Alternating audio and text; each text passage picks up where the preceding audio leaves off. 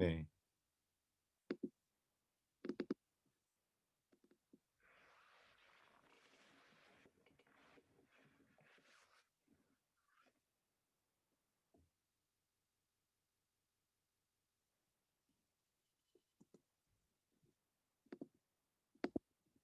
자, PPT 열었는데요. PPT 보이시면 한 번만 내주세요.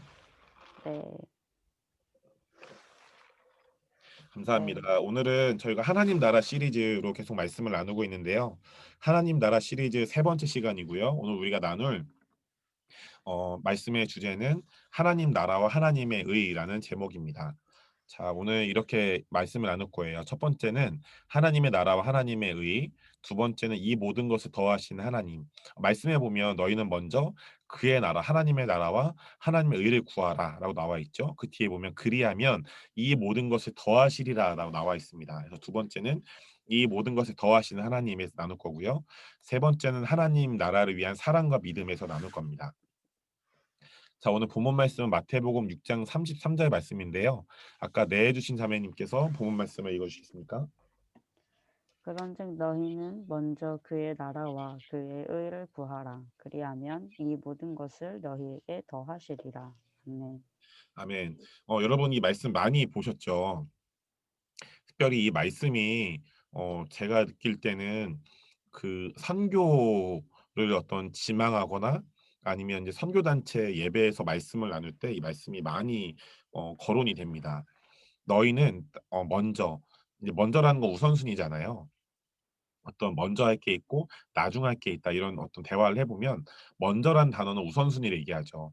그래서 우리의 어떤 뭐 삶의 안락함, 어떤 편안함보다 더 먼저 구해야 될 것은 하나님의 나라와 하나님의 의를 구하라라고 많이 어떤 선교단체 예배나 선교에 관련된 예배에서 이 말씀이 나누어집니다. 우선순위로 우리가 구해야 할 것은 하나님의 나라와 하나님의 의인 거죠. 네, 맞습니다. 그리하면 이 모든 것을 우리에게 더해 주신대요. 자, 여러분, 그런데 그러면 하나님의 나라와 하나님의 의를 구하는 것은 뭐고 이 모든 것은 무엇일까요? 네. 자, 아까 제가 말씀드렸죠. 예수님께서는 마태복음 6장 33절에서 우리가 먼저 하나님의 나라와 하나님의 의를 구하라고 말씀하시죠. 그렇게 되면 이 모든 것을 우리 모두에게 더하신대요. 그런데 우리는 그동안 이 말씀을 너무 추상적으로 알고 있었던 것이죠. 왜요? 하나님의 나라가 뭔지, 하나님의 의가 뭔지, 그러면 이 모든 것을 우리에게 더하시는 것은 뭔지 모르고 계속 이 먼저 하나님 나라, 하나님의 의를 구하라는 말씀을 붙들고 있었거든요. 어떻게 살아낸지는 모르고. 그러면 하나님의 나라와 하나님의 의를 구한다는 것은 무엇일까요? 자, 하나님의 나라를 구한다는 것은 두 가지 의미가 있는데요. 첫 번째는 하나님의 나라는요. 하나님의 다스림, 하나님의 통치를 의미합니다. 그렇기 때문에 하나님의 나라를 구한다는 것은 우리의 존재, 우리의 마음과 생각, 우리의 영혼육, 우리의 가정, 일터, 비전 등 우리의 전부가, 우리의 모든 소유가 하나님께 다스림 받는 것을 의미해요. 재정도 마찬가지죠. 우리 하나님은 사랑으로 다스리시는 좋으신 하나님이십니다. 여러분, 여러분 11조 왜 하세요? 예수님 믿는 사람이니까요. 맞습니다. 그런데 11조는 정확히 우리의 하나님께서 우리에게 벌게 하신 소득의 10분의 1을 하나님께 헌금으로 드리는 거죠. 왜 드릴까요? 이 10분의 1을 하나님께 드리게 하시는 분도 10분의 9로 살아가게 하시는 분도 이 소득을 주신 분도 하나님이신데 하나님이 나의 재정을 나의 돈을 하나님께서 나에게 주신 모든 재정을 다스리신다라는 영적 의미를 담아서 11조를 드리는 겁니다. 그럼 반대로 생각해 보면 11조 안 하시는 분들은 하나님의 다스림을 거부하는 거죠. 내가 주인인 거예요. 내가 번 돈이니까 내 마음대로 써야지라는 개념으로 볼 수 있겠죠. 여러분 그렇기 때문에 박경록 목사가 돈 없어서 11조 또 저에게 하는구나. 그게 생각 안 하셔도 됩니다. 저는 여러분이 생각하는 것보다 부자입니다. 네. 그런데 여러분 저부터도 이게 저한테 하는 말이에요. 여러분 11조는요. 하나님의 다스림을 의미합니다. 이 모든 재정을 소득을 주시는 하나님이 나의 모든 재정을 다스리신다. 그래서 이 11조는 하나님의 다스림을 의미합니다. 여러분 그런데 이제 우리 하나님은 사랑으로 우리 모두를 다스리시는 좋으신 하나님이시죠. 특별히 하나님께서 우리를 사랑으로 다스리실 때 하나님은요. 우리를 사랑으로 섬기십니다. 자, 밑에 이사야서 40장 10절부터 11절 말씀이 있는데요. 아까 처음에 내해 주신 자매님 읽어 주시겠어요? 보라 주 여호와께서 장차 강한 자로 임하실 것이요 친히 그의 팔로 다스리실 것이라.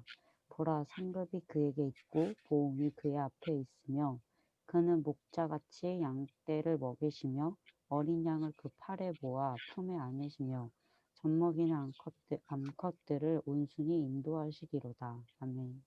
네, 감사합니다. 자, 이사야서 40장 10절부터 11절 말씀인데요. 이게 이 말씀을 반으로 뚝 떼서 보면 되게 신기한 말씀이에요. 한번 보실까요? 보라, 주 여호와께서 장차 강한 자는 왕이에요. 왕으로 임하신대요. 그러니까 그 하나님 왕이시니까 친히 왕의 강한 팔로 다스리실 거래요. 우리 모두를 이 모든 나라와 열방을 모든 영역을 왕 대신 하나님의 강한 팔로 다스리실 거래요. 보라 상급이 그에게 있고 보응이 그의 앞에 있으며 근데 그 하나님께서 우리에게 상급도 주시고 우리를 심판도 하시는 심판주 왕이자 심판주시라는 거죠. 그래서 여기까지는 왕으로서 다스리신 하나님의 모습이 나와 있어요.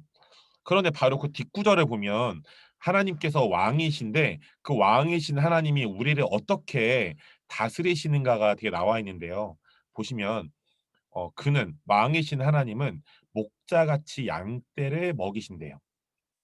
그리고 어린 양을 그 팔에 모아 품에 안으시며 젖먹이는 암컷들을 온순히 인도하신대요. 그래서 왕이신 하나님은 강한 자 왕으로 임하셔서 하나님의 강한 팔로 다스리시고 우리에게 상급과 보응을 주실 심판주 왕 되신 하나님이시지만 그 하나님은 우리를 어떻게 다스리시냐? 사랑으로 우리를 섬기시고 다스리시는 그 좋으신 하나님이 바로 우리 하나님이라는 거죠. 여러분 그렇기 때문에 하나님의 나라는 하나님의 사랑의 다스림을 의미합니다. 그래서 우리가 하나님의 나라를 구한다는 것은 하나님의 온전한 다스림을 받는 것을 의미해요. 자, 그러니까 여러분 성경 하나님의 말씀은 성령님의 감동으로 쓰인 말씀이잖아요. 그러니까 우리가 이 말씀을 묵상하고 또 설교를 듣고 살아낸다는 것은 하나님의 완전한 다스림에 내가 순종합니다라는 의미예요. 그런데 예를 들어서 뭐 제가 만약에 예를 들어 여자인데 제가 남자에 대한 상처가 있는 거예요. 제가 결혼을 했어요. 근데 성경에 보면 에베소서에 그런 말씀이 있잖아요. "아내들아 남편들에게 순종하라."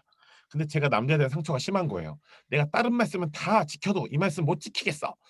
남자 놈들은 나쁜 놈들이야. 그래서 난 남편한테 순종 안 할 거야." 그러면 뭐겠어요? 99%는 하나님의 다스림을 받는데 자기의 상처와 쓴뿌리로 인한 부정적인 선택 때문에 이런 남자, 특별히 남편에게 순종하는 이 1%는 하나님의 다스림을 안 받기로 선택하는 거죠. 그러면 그 부분이 바로 마귀의 진이 됩니다.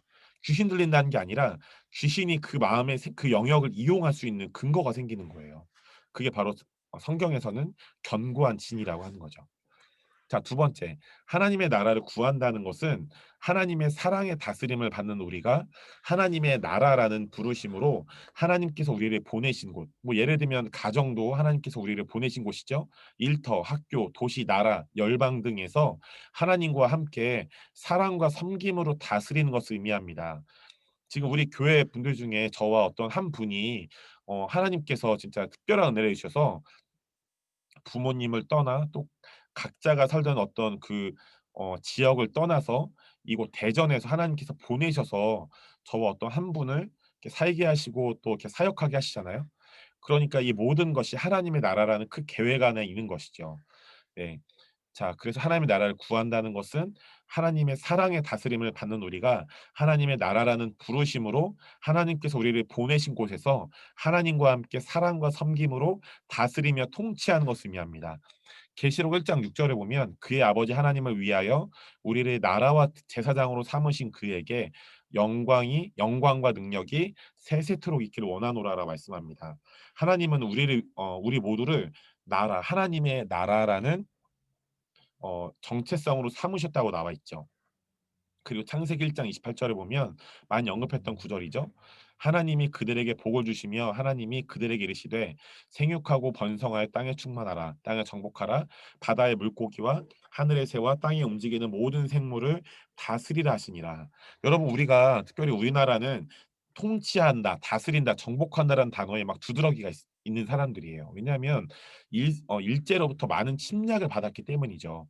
그런데 하나님의 개념의 다스림과 통치는 바로 선한 영향력을 미치는 거고요. 또 선한 영향력을 미치면서 섬김으로써 하나님의 나라를 하나님 나라에 영향력을 미칠 수 있는 가장 좋은 자리에 이제 우리가 있게 되는 것을 말합니다. 그러니까 우리의 막 의지로 내가 저기 높은 자리에 상점에서 내가 좋은 영향력을 미쳐야지가 아니라 우리가 특별히 요셉을 보시죠, 여러분. 요셉을 보면 성경의 그 창세기에 나오는 요셉을 생각하시면 아주 적절한 비유입니다. 성경에 보면 요셉은요, 처음부터 국무총리를 돼야지라는 꿈을 꾸지 않았어요.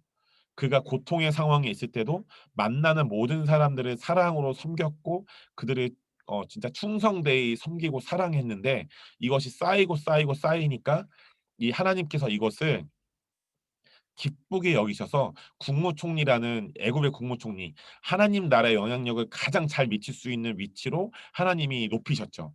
여러분 그렇기 때문에 이것이 바로 성경에서 의미하고 말하고 있는 정복, 다스림, 통치라는 개념이에요.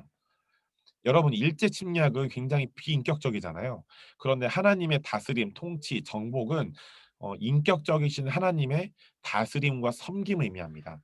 그렇기 때문에 우리가 하나님께서 우리를 보내신 곳에서 하나님과 함께 사랑과 섬김으로 만나는 모든 사람들을 또 우리에게 맡겨진 영역들을 최선을 다하여 수고하고 섬기고 사랑할 때 그것들이 쌓이고 쌓이고 쌓여서 하나님께서 정확한 때에 우리를 하나님 나라의 영향력을 가장 잘 미칠 수 있는 자리로 높이시는 거죠. 여러분 그렇기 때문에 아까 제가 나눈 대로 우리 교회의 모든 분들은 갈렙입니다. 갈렙. 네, 상황과 환경을 뛰어넘어 부정적인 상황과 환경을 뛰어넘어서 약속의 땅으로 달려감으로 그 약속의 땅을 취하는 갈렙인 것이죠. 네. 자, 그러면 하나님의 의를 구한다는 것에 또 두 가지 의미가 있는데요. 첫 번째, 하나님의 의를 구한다는 것은 십자가에서 죽으시고 부활하심으로써 우리의 과거, 현재, 미래의 세 가지 죄와 또 하나님과의 멀어짐, 가난, 질병이라는 세 가지 저주를 해결하셔서 우리를 사랑하신 하나님의 의이신 예수님을 사랑하는 것입니다. 자, 밑에 두 가지 말씀을 아까 처음에 내주신 자매님 읽어주시겠어요? 복음에는 하나님의 의가 나타나서 믿음으로 믿음에 이르게 하나니 기록된 바 오직 의인은 믿음으로 말미암아 살리라 함과 같으니라. 내가 여호와께 바라는 한 가지 일 그것을 구하리니 곧 내가 내 평생에 여호와의 집에 살면서 여호와의 아름다움을 바라보며 그의 성전에서 사모하는 그것이라. 아멘. 자, 아멘입니다. 여러분 로마서 1장 17절에 보면 복음에는 하나님의 의가 나타난다고 그랬죠. 네. 하나님의 의 자체가 바로 예수님이세요. 네. 그래서 복음에는 하나님의 의 대신 예수님이 나타난다. 그럼 여러분 복음을 받은 우리는 우리를 통해 나타나야 되는 분이 누구십니까? 하나님의 의이신 예수님이죠. 네. 그리고 시편 27편 4절에 보면요. 다윗의 고백이죠. 다윗이 이 시편 27편 4절을 썼을 때가 어 가장 다윗이 그 아주 좋은 어떤 일들이 많았을 때였어요. 네. 아니네요. 제가 잘못 말씀드렸네요. 죄송합니다. 이 시편 27편은요. 다윗이 가장 힘들 때 이 노래를 썼어요. 어떤 때였냐면 다윗이 압살롬이라는 아들을 낳았는데 그 압살롬이라는 아들을 낳았을 때는 다윗이 전체 이스라엘의 왕이었어요. 그런데 이제 다윗이 이제 왕으로 잘 섬기고 있는데 압살롬이라는 자기 몸으로 낳은 자녀가 다윗 대신 자기가 왕 되고 싶은 거죠.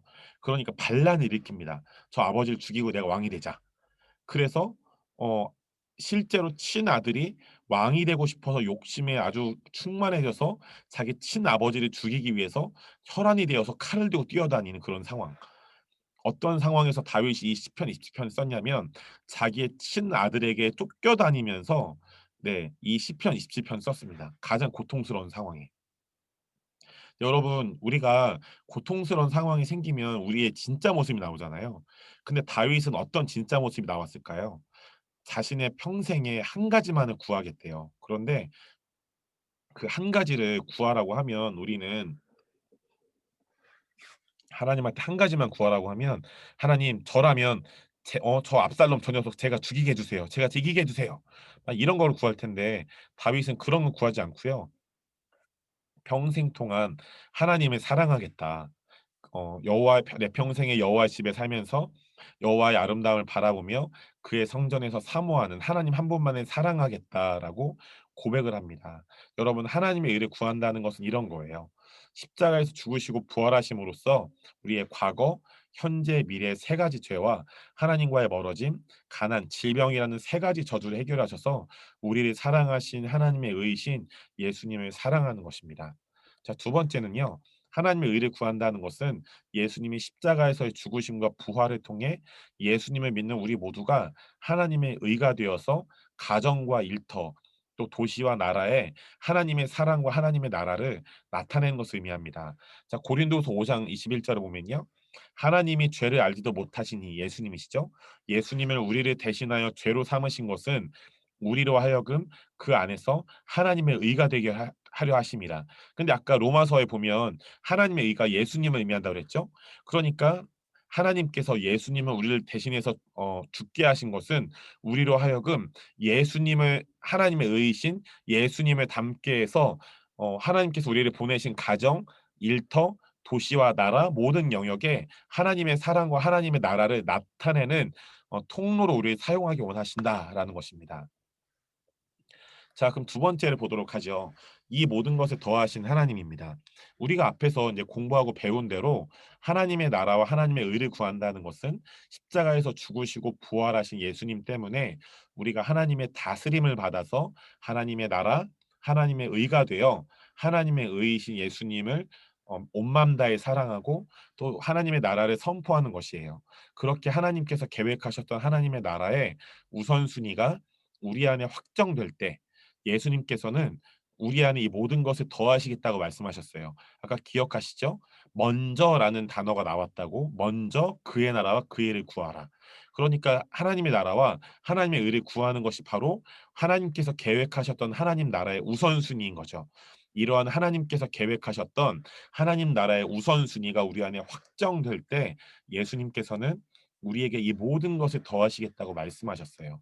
그렇다면 이 모든 것은 무엇일까요? 여러분 첫 번째는요. 이 모든 것은 우리의 모든 것, 우리의 전부 되신 하나님입니다.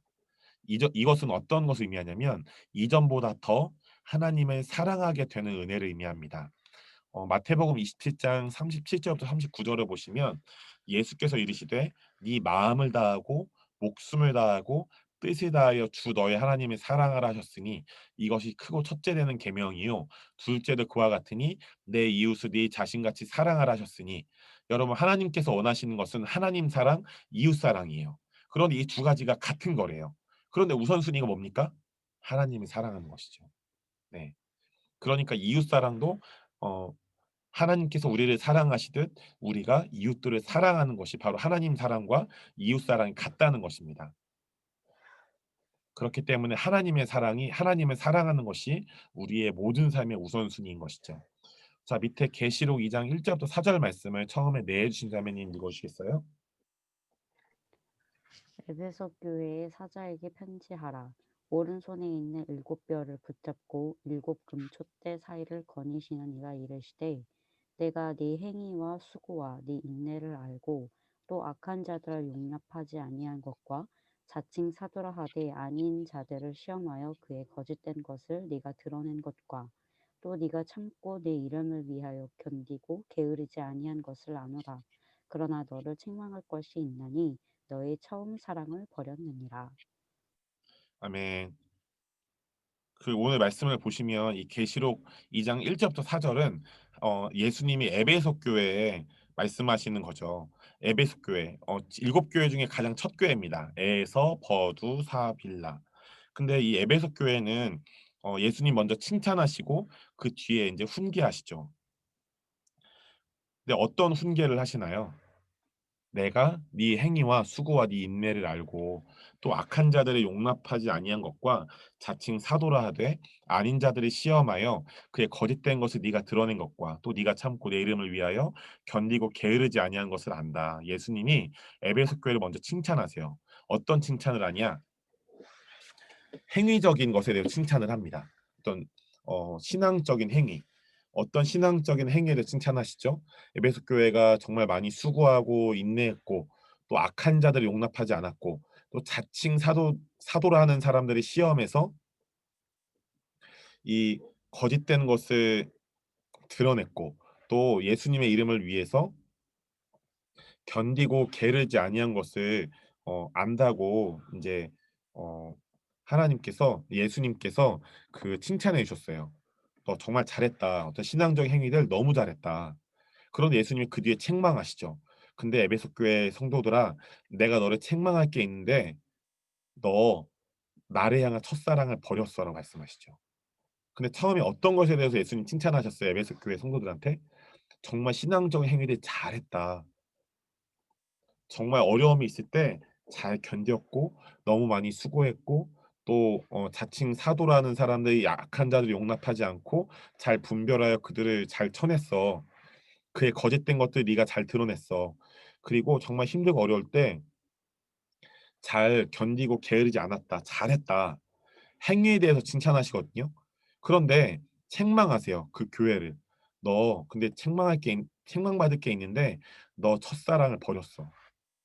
무슨 말입니까 그러면? 에베소 교회는 예수님을 향한 첫사랑을 버린 상태에서 신앙적인 행위를 한 거예요. 여러분 이게 가능할까요? 네 충분히 가능합니다. 목사인 저를 예를 든다면 제가 정말 그러지 않지만 예수님을 향한 첫사랑을 버린 상태에서 이 첫사랑이 식은 상태에서 행위만 할 수 있어요. 가능해요. 네. 여러분 성도님들이시죠? 여러분들도 예수님을 향한 첫사랑이 변질된 상태에서 설교도 듣고 봉사도 열심히 하고 훈련도 받고 헌금도 많이 할 수 있어요. 자 결혼하신 분들 또 결혼하기 전에 남녀들이 많이 경험하잖아요. 권태기. 결혼을 하고 처음 뭐 남자친구 여자친구 사귀었을 때는 엄청 뜨겁죠. 네. 그런데 진짜 사랑은 어떤 초창기를 지나서 사랑이 감정이 전부가 아니니까 감정적인 사랑이 싹 식었을 때 진짜 사랑이 시작되죠. 네. 그 권태기 때 진짜 이겨내는 게 중요하잖아요. 근데 그 권태기라는 게 뭐예요? 첫사랑을 버린 겁니다. 신앙에도 권태기가 있다는 것이죠. 그러니까 여러분 나이 연세가 많으시거나 나이가 어리거나 상관없이 신앙생활을 오래 했거나 어리 했거나 상관없이 우리는 날마다 예수님을 향한 첫사랑으로 타올라야겠습니다. 그렇지 않으면요. 우리는 첫사랑이 변질됐는데 변질된 상태에서 온갖 신앙적인 행위를 하는 거예요.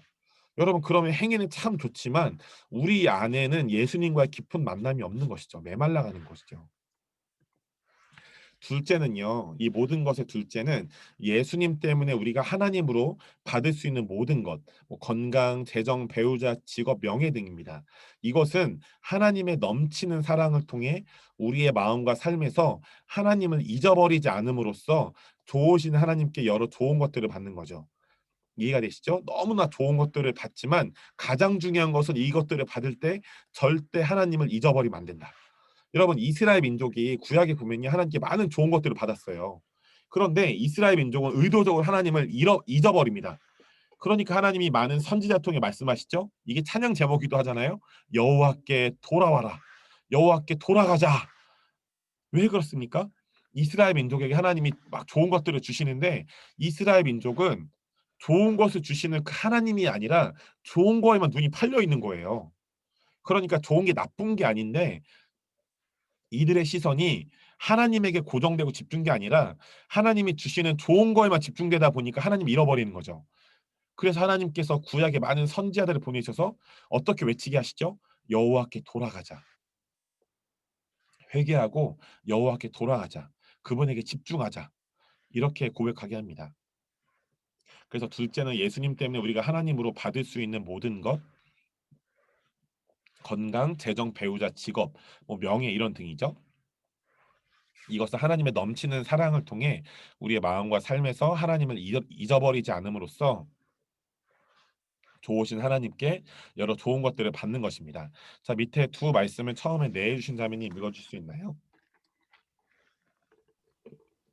우리 가운데서 역사하시는 능력대로 우리가 구하거나 생각하는 모든 것을 더 넘치도록 능히 하실 이에게 교회 안에서와 그리스도 예수 안에서 영광이 대대로 영원 무궁하기를 원하노라. 아멘. 온갖 좋은 은사와 온전한 선물이 다 위로부터 빛들의 아버지께로부터 내려오나니 그는 변함도 없으시고 회전하는 그림자도 없으시니라. 아멘. 아멘. 특별히 에베소 3장 20절 21절 말씀은 아까 저희가 함께 찬양했던 나의 기도하는 것보다의 그 본문 구절입니다. 우리 가운데서 역사하신 능력대로 우리가 구하거나 생각하는 모든 것에 더 넘치도록 능히 하시리에게 교회 안에서와 그리스도 예수 안에서 영광이 대대로 영원 무궁하기를 원하노라. 아미라 나와 있죠. 그리고 야고보서 1장 17절을 보면 온갖 좋은 은사와 온전한 선물이 다 위로부터 빛들의 아버지로부터 내려온답니다. 그래서 하나님 아버지는 변함도 없으시고 회전하는 그림자도 없으신데요. 여러분 특별히 하나님께서 우리 교회의 어떤 성도님들이 다른 교회로 잘 파송될 수 있도록 은혜를 베풀어 주셨는데 이렇게 성도가 주는 상황에서도 우리가 이 상황에 좌절하지 않고 우리가 하나님 앞에 코람데오 하나님 앞에서 정말 진정으로 하나님의 그 임재 앞에 서는 훈련을 우리 교회 전체적으로 하기 원하신다는 마음이 있습니다. 그래서 우리가 지금 우리 잘 모여 있는 우리 서로에게 잘 집중할 뿐 아니라 더 집중해야 될 것은 우리 모두가 함께 진실한 마음으로 하나님 앞에 하나님의 그 임재 앞에 잘 서는 게 중요하다는 마음이 있습니다. 그럴 때 하나님께서 이 말씀들과 같이 많은 영혼들을 보내주실 것이라는 마음이 있고요. 특별히 기도를 부탁드리는 것은 제가 하나님의 말씀과 성령님을 통해 마음을 잘 지키고 믿음과 소망과 사랑의 패러다임을 날마다 입어서 이 상황을 저라고 생각하지 않고 날마다 진실하게 하나님 앞에 예배자의 마음으로 또 영적 어떤 어 부모의 마음으로 영적 아버지의 마음으로 날마다 하나님 앞에 또 우리 교회 모든 성도님들 만나는 모든 영혼들에게 잘 설 수 있도록 저를 기도해 주시면 감사하겠습니다. 자, 마지막입니다. 세 번째는 하나님 나라를 위한 사랑과 믿음인데요. 저희가 함께 나눴던 말씀이죠. 저번에 미가서 6장 8절 말씀입니다. 근데 이것이 말씀이 우리 교회를 향한 말씀인 것 같아서 제가 다시 한번 가져왔어요. 사람아 주께서 선한 것이 무엇임을 내게 보이셨나니 여호와께서 내게 구하시는 것은 하나님 아버지께서 우리 모두에게 원하시는 게 있대요. 무엇일까요? 오직 정의를 행하는 것이죠. 너무 중요하지만 오늘의 포인트는 아니라 넘어가겠습니다. 그리고 인자를 사랑하는 것이랍니다. 사랑이죠. 근데 인자는 예수님을 의미합니다. 예수님을 사랑하는 것. 두 번째는 겸손하게 하나님과 함께 행하는 것입니다. 겸손하게 하나님과 함께 행하는 것은 믿음을 의미하는 거예요. 우리는 하나님의 풍성한 사랑을 통해 하나님과 함께 믿음으로 예수님께서 이 땅에서 사셨던 하나님 나라의 삶, 예를 들면 예수님이 겸손의 삶을 사셨죠. 또 온유의 삶을 사셨고요. 섬김과 긍휼의 삶을 사셨고 다른 이들을 있는 모습 그대로 존중하는 삶을 사셨습니다. 이런 하나님 나라의 삶을 살고 또 예수님께서 이 땅에서 하셨던 사역들, 병 고침, 귀신 쫓음, 말씀을 가르침, 복음 전도, 기적의 사역, 예언 등을 우리가 그대로 행해야겠습니다. 그렇기 때문에 여러분 하나님께서 원하시는 교회는 성도들을 돌보고 회복시키는 목양, 돌봄도 있죠. 그런데 그게 전부가 아니라 그것은 일부이고요. 우리가 추구해야 될 굉장히 많은 퍼센테이지는 예수님께서 이 땅에서 하셨던 사역들을 성도들이 그대로 할 수 있도록 훈련하고 또 세상에 파송함으로써 성도들이 하나님의 나라를 세상에서 나타내게 하는 훈련센터, 이런 훈련센터를 다른 말로 사도적 센터라고 합니다. 이 사도적 센터가 바로 교회의 존재 목적인 것이죠.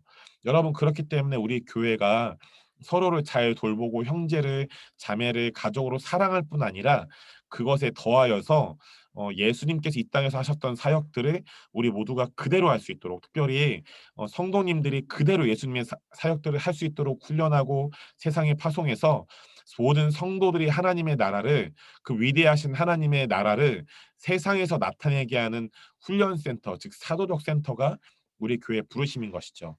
그래서 하나님 나라를 위한 사랑과 믿음으로 우리가 하나 되어서 이 킹스콜링 교회라는 사도적 센터를 잘 갖고 나갈 뿐 아니라 특별히 이 사도적 센터에 많은 영혼들이 모이게 될 것에 대해서 우리가 또 꿈꾸고 기도하고 또 구할 뿐 아니라 우리 지금 하나님께서 우리에게 맡겨진 성도들이 하나님 나라를 위한 사랑과 믿음을 가지고 예수님께서 하셨던 사역들을 그대로 할 수 있도록 우리가 함께 잘 훈련되어 가지길 축복합니다. 그래서 우리가 잘 하나님의 사랑을 연합할 뿐 아니라 또 예수님 연합됨으로 예수님께서 하셨던 사역들을 함께 잘 훈련할 수 있는 이 균형이 잘 이루어질 수 있도록 함께 우리가 추구하고요. 그러한 사도적 성숙한 사도적 센터로 우리 함께 지어져 갔으면 좋겠습니다.